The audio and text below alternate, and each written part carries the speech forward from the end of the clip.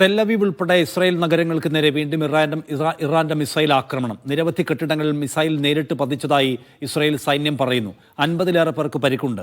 ഗസയിൽ പരിക്കേറ്റ സൈനികരെ ചികിത്സിക്കുന്ന സൊറോക്ക ആശുപത്രിയിലും മിസൈൽ പതിച്ചു. ഇറാനിലെ ആണവ കേന്ദ്രങ്ങളിൽ ഇസ്രായേൽ ആക്രമണവും തുടരുകയാണ്. മിസൈൽ പ്രതിരോധ സംവിധാനങ്ങൾ തകർത്തുവെന്ന് ഇസ്രായേൽ സൈന്യം അറിയിച്ചു. ആക്രമണം തുടർന്നാൽ തിരിച്ചടിക്കുമെന്ന് ഇസ്രായേൽ പ്രധാനമന്ത്രി ബെഞ്ചമിൻ നെതന്യാഹു താക്കീത് നൽകി. ഇറാന് മുന്നിൽ ചർച്ചയുടെ വാതിൽ അടച്ചിട്ടില്ല എന്നായിരുന്നു US പ്രസിഡന്റിന്റെ അവസാനത്തെ പ്രസ്താവന. കൂടുതൽ വിവരങ്ങളുമായി അഫ്താബ് റഹ്മാൻ ചേരുന്നു. അഫ്താബ്, പുതിയ ആക്രമണത്തിന്റെ വിശദാംശം എന്താണ്?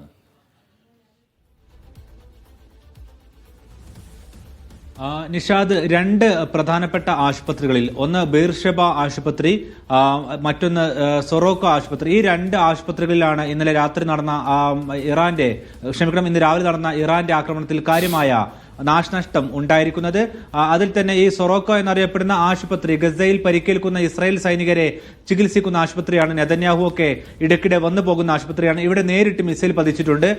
ഇതിനോട് ചേർന്നുള്ള ഇന്റലിജൻസ് ആസ്ഥാനത്തെയാണ് ലക്ഷ്യം വെച്ചത് എന്നുള്ളതാണ് ഇറാന്റെ ഇതുമായി ബന്ധപ്പെട്ട പ്രതികരണം. മറ്റൊന്ന് ബെർഷെബ ആശുപത്രിയാണ്.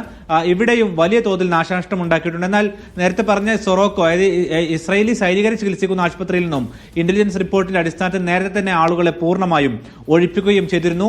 ഈ ബെർഷെബ ഉൾപ്പെടെയുള്ള ആശുപത്രിക്കെതിരായി നടന്ന ആക്രമണം അത് യുദ്ധക്കുറ്റമാണെന്നും അതിന് ഇറാൻ വലിയ വില കൊടുക്കേണ്ടി വരുമെന്നും അത് അവരിൽ നിന്ന് തന്നെ ഈടാക്കുമെന്നും നെതന്യാഹു അല്പം മുമ്പ് പറഞ്ഞിട്ടുണ്ട്. ഇതോടൊപ്പം എടുത്തു പറയേണ്ട മറ്റു 2-3 ആക്രമണങ്ങൾ എന്ന് പറയുന്ന ഒന്ന് ടെല്ലവീവിലെ അവരുടെ പ്രധാനപ്പെട്ട കേന്ദ്രങ്ങളെല്ലാം തന്നെ, കെട്ടിടങ്ങളെല്ലാം തന്നെ തകർന്നു കഴിഞ്ഞിട്ടുണ്ട്. അതിൽ തന്നെ അവരുടെ സ്റ്റോക്ക് എക്സ്ചേഞ്ച് പൂർണ്ണമായും ഈ ആക്രമണത്തിൽ തകർന്നു കഴിഞ്ഞു. മറ്റൊന്ന് ജെറുസലേമിലെയും തെല്ലവീവിലെയും ഇതര താമസ മേഖലയിലെ കെട്ടിടങ്ങളാണ്. ഇവിടെയെല്ലാം തന്നെ നേരിട്ട് മിസൈൽ പതിച്ചു എന്നുള്ളതാണ് ഏറ്റവും പ്രധാനപ്പെട്ട കാര്യം.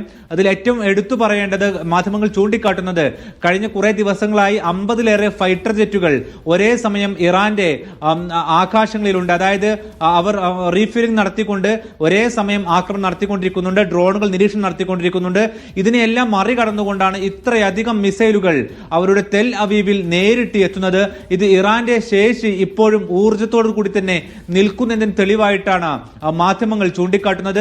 അതുതന്നെയാണ് ഏറ്റവും പ്രധാനപ്പെട്ട കാര്യം. കാരണം കഴിഞ്ഞ 2 ദിവസങ്ങളിൽ ഇറാന്റെ ആക്രമണത്തിന്റെ തോത് കുറഞ്ഞിരുന്നു. പക്ഷേ ഇന്നിപ്പോൾ കനത്ത ആക്രമണം നടത്തുന്ന ഇറാനെയാണ് നമ്മൾ കാണുന്നത്.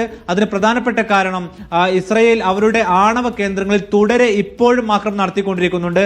ഇരു കൂട്ടരുടെയും പ്രതിരോധ സംവിധാനങ്ങളിൽ വലിയ തോതിൽ കുറവ് വന്നിട്ടുണ്ട്. അതുകൊണ്ട് തന്നെ ഈ കുറവ് നികത്താൻ ഇസ്രായേൽ ഇപ്പോൾ സ്വീകരിക്കുന്ന മാർഗം എന്ന് പറയുന്നത്, ആക്രമണം ഇറാൻ നടത്താനിടയുള്ള അവരുടെ തന്നെ കേന്ദ്രങ്ങൾ, പ്രത്യേകിച്ച് മിസൈൽ ലോഞ്ചറുകൾ, റഡാർ സംവിധാനങ്ങൾ, അതോടൊപ്പം തന്നെ അവരുടെ മിസൈൽ സംഭരണ കേന്ദ്രങ്ങൾ, നിർമ്മാണ ഫാക്ടറികൾ, ഇവിടെയെല്ലാം നേരിട്ട് മുൻകൂട്ടി ആക്രമണം നടത്തുക എന്നുള്ള ശൈലിയാണ് ഇസ്രായേൽ സ്വീകരിച്ചുകൊണ്ടിരിക്കുന്നത്.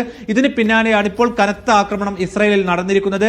ഏതായാലും ഒരു ഭാഗത്ത് ഈ ആക്രമണം നടക്കുമ്പോൾ തന്നെ സമാന്തരമായി മറ്റൊരു ഭാഗത്ത് സമാധാന ശ്രമങ്ങൾ നടന്നുകൊണ്ടിരിക്കുന്നുണ്ട്. ഗൾഫ് രാഷ്ട്രങ്ങളും ഒമാൻ ഉൾപ്പെടെയുള്ള നേരത്തെ ഇറാനും ഇതിപ്പോ ആക്രമണത്തിന്റെ തോത് വലുതാവുന്നതിന്റെ സംഗതികളാണ് ചൂണ്ടിക്കാണിക്കുന്നത്.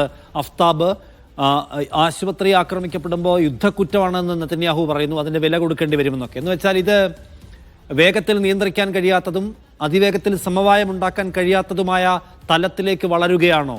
ഒരു പൂർണ്ണ തോതിലുള്ള യുദ്ധം ഒരുപക്ഷെ നമ്മൾ വലിയ ഇടവേളയ്ക്ക് ശേഷമായിരിക്കും രണ്ട് ആക്രമണശേഷിയുള്ള രാജ്യങ്ങൾ പരസ്പരം ഇത്തരം ഒരു യുദ്ധത്തിലേക്ക് കടക്കുന്നത് കാണുന്നത്. അത് തീർച്ചയായിട്ടും. കാരണം ഇന്നലെ രാത്രിയൊക്കെ കുറെ നയതന്ത്ര തലത്തിൽ പ്രശ്നപരിഹാരങ്ങൾ അവസാനിപ്പിക്കാനുള്ള വളരെ തിരക്കിട്ട നീക്കങ്ങൾ ആരംഭിച്ചിരുന്നു. ബ്രിട്ടൻ, ഫ്രാൻസ്, ജർമ്മനി എന്നീ രാജ്യങ്ങൾ നാളെ ജനീവയിൽ നിർണായകമായിട്ടുള്ളൊരു യോഗം വിളിച്ചു ചേർത്തിട്ടുണ്ട്.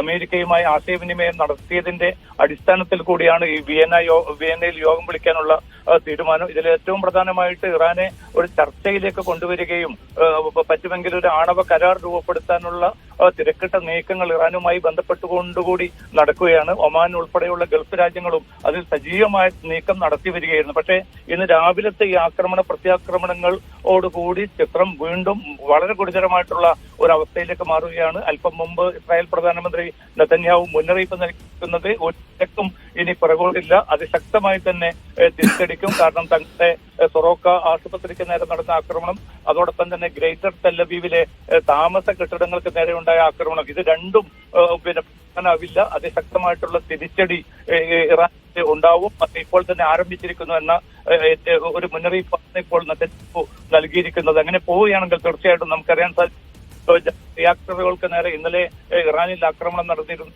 കേന്ദ്രങ്ങളിലേക്കുള്ള ആക്രമണം കൂടുതൽ വ്യാപിപ്പിക്കാനുള്ള ഒരു ഇസ്രായേൽ തുടരുന്നുണ്ട്. അപ്പോൾ നേരത്തെയുള്ള സൈനിക ആണവ കേന്ദ്രങ്ങൾ വിട്ട് കൂടുതൽ സിവിലിയൻ കേന്ദ്രങ്ങളിലേക്കും അടിസ്ഥാന സൗകര്യ മേഖലകളിലേക്ക് കൂടി ആക്രമണം വ്യാപിക്കുന്ന ഒരു സാഹചര്യം വരുമ്പോൾ തീർച്ചയായിട്ടും അത് സൃഷ്ടിക്കുന്ന ആളപായം വളരെ വലുതായിരിക്കും. കാരണം ഇപ്പോൾ തന്നെ ഗ്രേറ്റർ തെല്ലവിയിലുണ്ടായ നാശനഷ്ടങ്ങളിൽ നിരവധി മരണം റിപ്പോർട്ട് ചെയ്യപ്പെടുന്നുണ്ട്.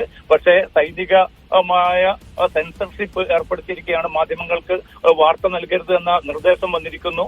അതുകൊണ്ട് ഇസ്രായേലിൽ നിന്ന് വിദേശ മാധ്യമങ്ങൾ പോലും വാർത്തകൾ പൂർണ്ണമായിട്ട് തമസ്കരിക്കേണ്ട ഒരു സാഹചര്യം കൂടിയാണ് രൂപപ്പെട്ടിരിക്കുന്നത്. എന്തായാലും അതിശക്തമായിട്ടുള്ള പ്രത്യാക്രമണങ്ങളിലേക്ക് നീങ്ങുമ്പോൾ ഇപ്പോൾ ആരംഭിച്ചിരിക്കുന്ന നയതന്ത്ര നീക്കങ്ങൾക്ക് അത് വലിയ തിരിച്ചടിയായി മാറുകയാണ് നിഷാദ്.